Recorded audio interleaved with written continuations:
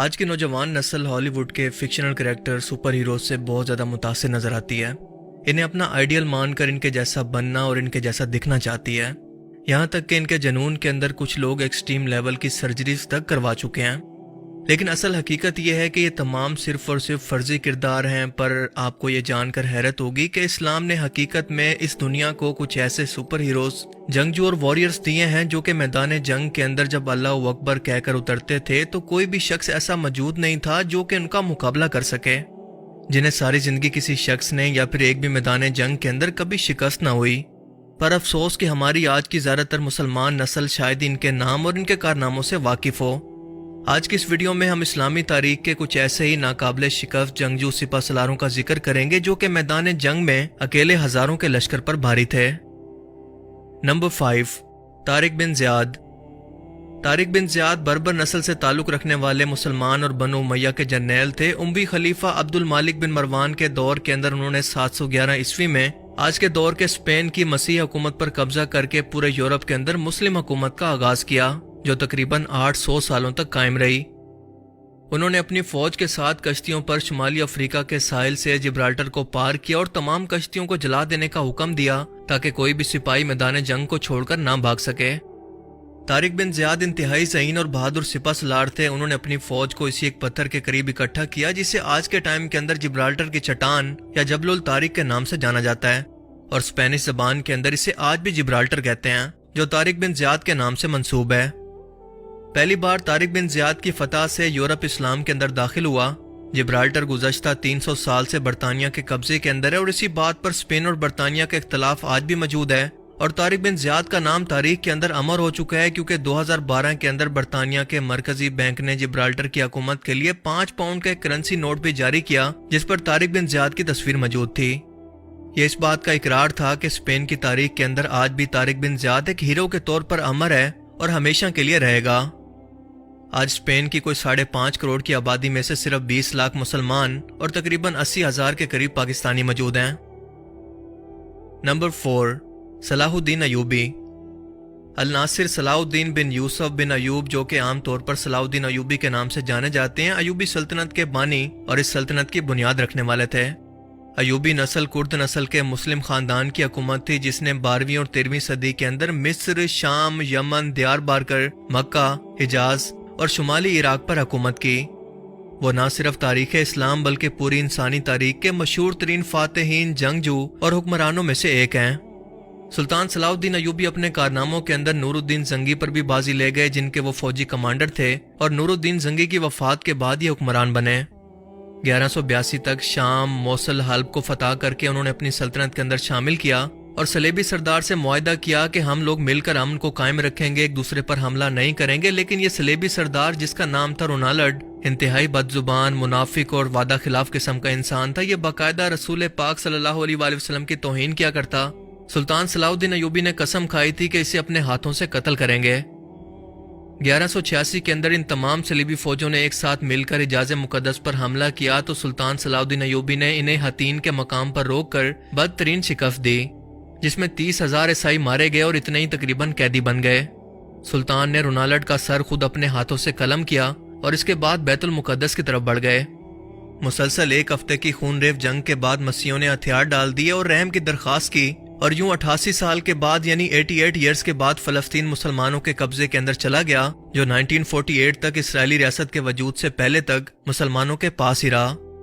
سلطان صلاح الدین ایوبی کے اندر جہاد کا جذبہ کوٹ کوٹ کر بھرا ہوا تھا، اور بیت المقدس کی فتح ان کی زندگی کی سب سے بڑی خواہش تھی، اور انہیں ہی فاتح بیت المقدس بھی کہا جاتا ہے کیونکہ انہوں نے 1187 کے اندر یورپ کی یونائٹڈ فوج کو عبرتناک شکست دے کر بیت المقدس کو ان سے آزاد کروایا، اور آخرکار 1193 کے اندر دمشق کے اندر انتقال کر گئے۔ انہوں نے اپنی ذاتی دولت کا زیادہ تر حصہ اپنی رعایا کو دے دیا۔ ساری زندگی اتنا سرمایہ جمع نہیں کر پائے کہ حج بھی کر پاتے، حالانکہ یہ ان کی ساری زندگی کی بہت بڑی خواہش تھی۔ انگریز مورخ لکھتا ہے کہ سلطان صلاح الدین ایوبی بہت ہی عجیب قسم کا حکمران تھا، کیونکہ باقی دنیا کے بادشاہوں نے اپنے خوف اور جلال کی وجہ سے عزت پائی، جبکہ سلطان صلاح الدین ایوبی نے عوام سے محبت اور ان کی تکلیفوں کو دور کر کے۔ نمبر 3، مختار ثقفی۔ ہاشمی خاندان سے تعلق رکھنے والے مختار ثقفی ایک انتہائی بہادر اور ذہین حکمران اور جنگجو تھے، اور میدان جنگ میں ان کے مقابلے میں کوئی بھی شخص ٹک نہیں پاتا تھا۔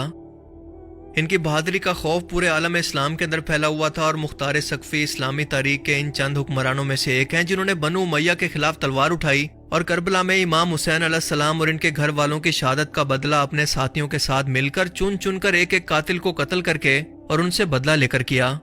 سینکڑوں قاتلان حسین کو انہوں نے قتل کیا، جس کے اندر شمر بھی شامل تھا، جس نے امام حسین علیہ السلام کا سر جسم سے علیحدہ کر کے نیزے پر لٹکا کر دمشق کے اندر بھجوایا تھا، اور ہرملہ بھی، جس نے امام حسین علیہ السلام کے 6 ماہ کے بیٹے علی اصغر کو تیر سے شہید کیا تھا۔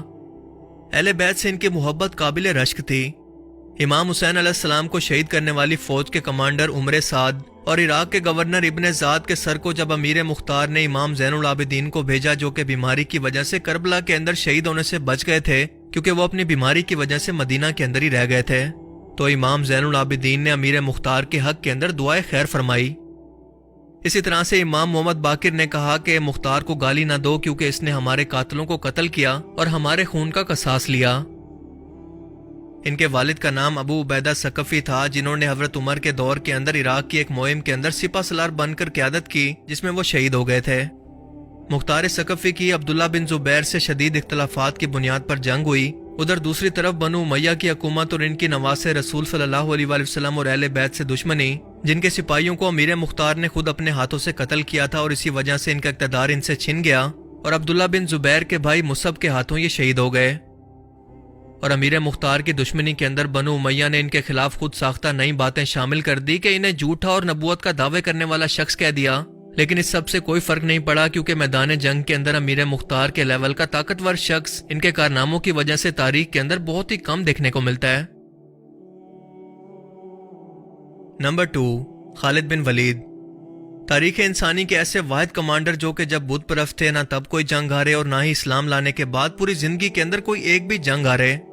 خالد بن ولید، جنہیں سیف اللہ یعنی اللہ کی تلوار کہا جاتا ہے، ان کی بہادری کے قصے پورے عرب کے اندر مشہور تھے۔ حالانکہ رومن اور پرشین امپائر اس وقت سپر پاور تھی، مگر ان دونوں کے کمانڈر خالد بن ولید کے سامنے کھڑے ہونے سے گھبراتے تھے۔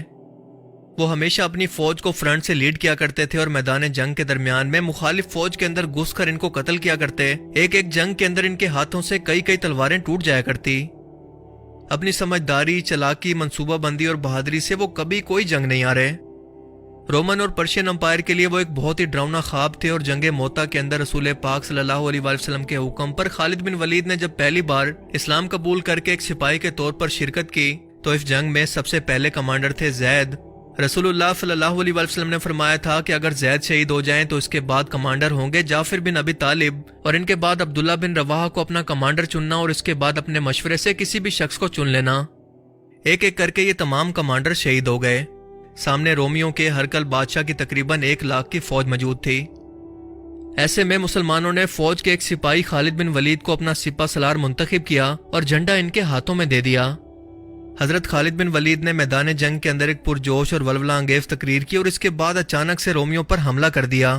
رومی اس اچانک اور بھرپور حملے کے لیے ذہنی طور پر تیار نہیں تھے، چنانچہ وہ بدحواس ہو کر شکست کھا کر بھاگ گئے۔ صحیح بخاری میں ہے کہ حضرت خالد بن ولید نے فرمایا کہ جنگ موتا کے دن میرے ہاتھ سے 9 تلواریں ٹوٹ گئی تھی، پھر میرے ہاتھ کے اندر صرف ایک یمنی بانا یعنی چھوٹی تلوار ہی بچ گئی تھی۔ اسی جنگ کے بعد رسول پاک صلی اللہ علیہ وآلہ وسلم نے خالد بن ولید کو سیف اللہ یعنی اللہ کی تلوار کا لقب دیا۔